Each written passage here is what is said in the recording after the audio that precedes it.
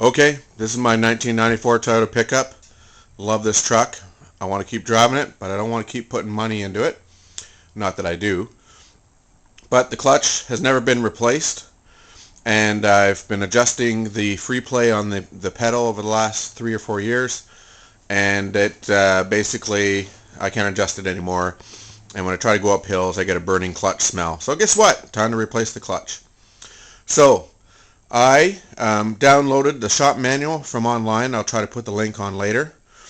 And the first thing it said to do was, well, obviously you got to put it up on blocks so you can get underneath. I use these ramps. They're from Canadian Tire. They're rated at 6,500 pounds for the pair. And then I jacked up the back, and I just put safety stands underneath the springs, and hopefully you can see that there.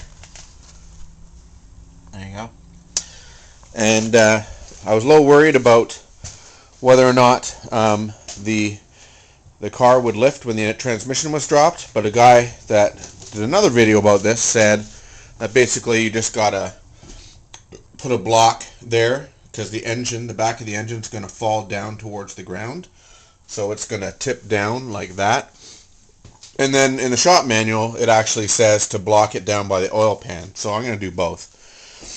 So in the shop manual it said to first remove the negative. Did it. It also said to remove the fan shroud, so I had to basically remove this part here to get at it. And then there's like 4 little bolts, 10 millimeter, and I just left it loose. I'm not going to take it all the way off because this is just being removed because the engine's going to lift a bit on the front here because it's going to tilt that way. So now I'm going to go under. This is sort of the abridged version because I don't like long videos.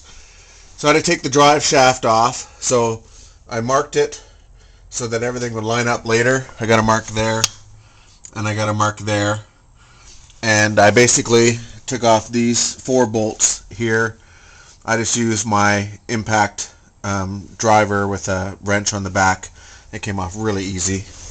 There's the drive shaft over there, and you can see I've got some white marks on there, so that's for the alignment.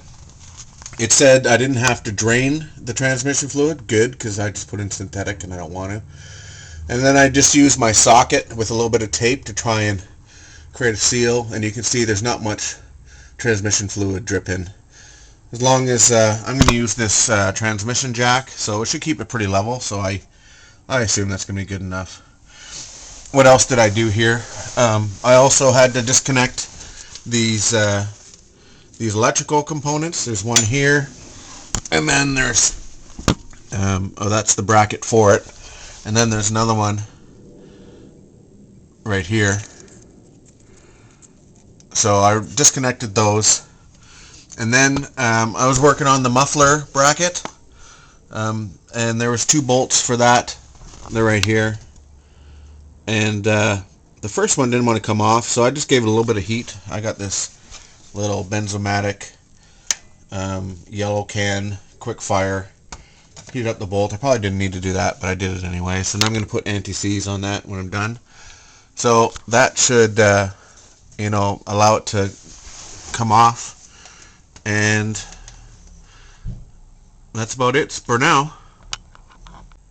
Okay, so now I'm working on the clutch cylinder here.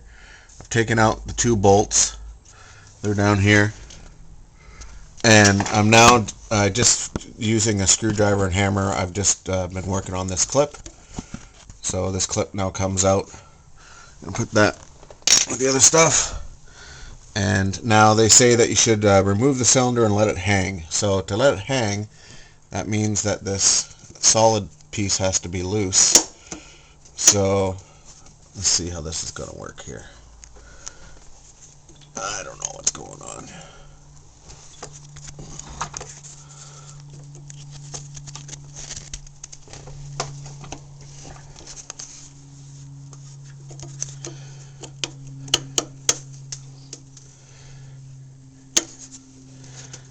Alright, I'm going to fiddle with it a bit, and then I'll wrap up and show what I did. Okay, So I got it off. Basically, this is what it looks like when it comes off. This is, kind of rusty in here. And then this is the arm. And you can see it sort of hanging now. Hopefully you can see that. You can see it sort of hanging. So now I'm going to work on the bolts for the bell housing. Actually, I got to remove a bunch of other stuff before the bell housing. So it wants me to remove this stabilizer bracket, then the engine rear mounting bracket, then the 2-bolt support member, and then remove the rear engine rear mounting from the transmission. And then I'm supposed to block it with a piece of wood. So here I go. I'm going to do all those steps and try to recap it. Okay, here goes the cross member bolt. And then I still got to do this one over here. I know people like watching things in action, so I'm going to try one more here. Okay, here we go. Yeehaw. Okay, that cross member's off. Came out of these holes. Now I'm working on these 4 bolts. I'm going to put the jack stand underneath the transmission after that and raise it up a bit. And then I got to take the 2 bolts that are holding this bracket on off right around there. So back to work.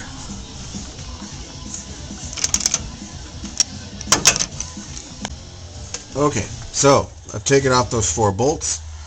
I put the transmission on a jack, kind of strapped it lightly. I've now taken these bolts, this one and the one over here, out, and now there's 4 bolts up here connecting the mount to the transmission, and I'm working on those right now. And then once I do that, I'm done this phase and I'll go to the next page. Okay, got it off. Turned out there's 2 more bolts on top. They're up here. So if you take a look now, the transmission mount is completely off. Yeehaw. I'm going to put that over here. Okay, so time to read the next page on the manual. It says I need to block a piece of wood between the oil pan and the front cross member. Tape a piece of wood or such about 20 millimeters thick on the front cross member. Lower the transmission and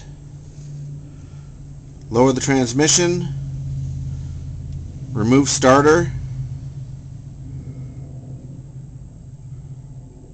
lay the starter alongside the engine, remove stiffener plate bolts, and remove remaining transmission bolts. Okay, let's give her a shot.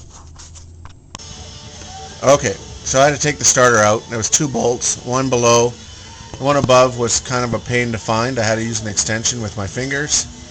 Turns out it actually is a studded nut. It's, I can't find it now. Anyways, there's a stud nut. So I got that out. I had to actually take the wiring off. There's the starter hanging there.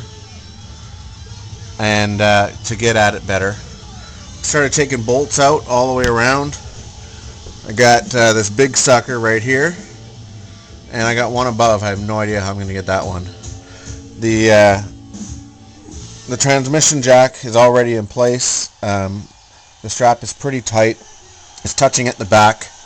I've also got my wood blocking above the oil pan, and it looks like it's not causing any damage yet. So hopefully that's good enough for wood blocking. Otherwise I'm going to have to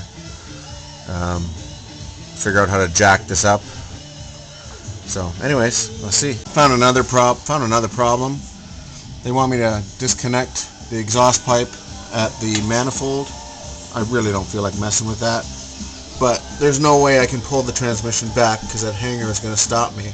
So I'm going to try and wrestle with this rusty old thing, heat it up real good, and see if I can use the impact driver to break it free.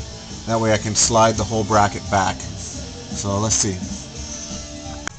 Okay, about an hour later, I had to like cut this bolt off and grind it down. Now I need to buy myself another bolt.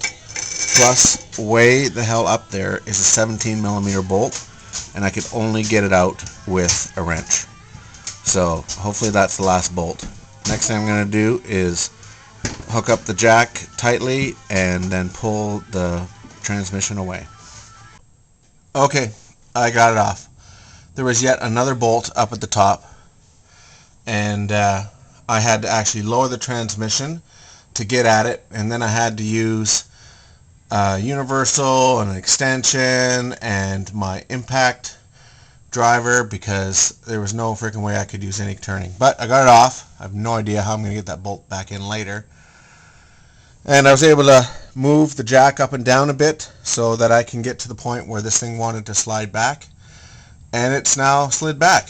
So the only thing that's left is figuring out how to get this transmission cleared away enough, and I am attempting that now.